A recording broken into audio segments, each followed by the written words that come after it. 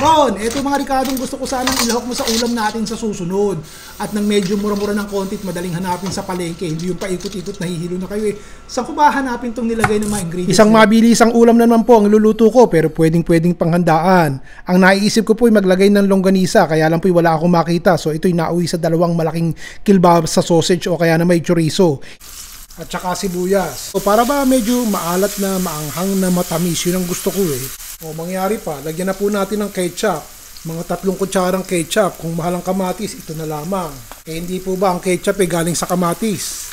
O yan po lagay natin. Matamis-tamis ng konti yan at maasim-asim. Hindi po yung tamis ang nilagay ko ha. Yung pong ating regular na ketchup na maasim na matamis ang aking inilagay. Timplahan na po natin ng toyo. O yan, 2 kutsara ng toyo. Sige, haluin natin ng konti. Konting paminta. Sasabawan ko na po ng 2 tasa ng tubig. At halu-haluin lang natin yan at hayaan natin kumulo.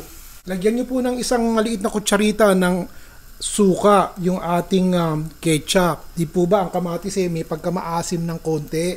O yan, nilagyan natin para umasim-asim ng konti. Di ba Tita Betty? Nanonood po si Tita Betty. Ito nasa harapan ko. Oh. Sarap na naman ang ulam natin. Tita Betty ano? O kumukulo na po ng bahagya. Ilagay na po natin tong ating nako, siguro ilang guhit lang to ng repolyo. Haluin po natin. Wala pang ang kalahating kilo ng repolyo itong inilagay ko eh. Basta magkagulay lang ng konti. Laging may gulay ang niluluto natin. O, takpan po natin yan. O teka, tignan natin kung medyo luto-luto na yung ating repolyo. Kasama ko na po itong ating tahong. O napapansin nyo ba? Nakabuka na yung tahong oh. Luto na po yan. Wala po kasi kumakuhang sariwa eh. Dini sa banda ko. So ang nakuha ko eh yun na pong ilado pero napasingawan na. So tinanggal ko lang sa plastic at tinunaw ko ng konti. May konting yelo-yelo pa nga ng konti. Napapansin nyo.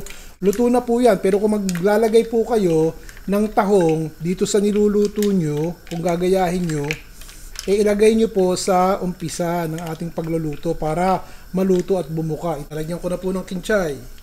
Aba, hindi nagkausto.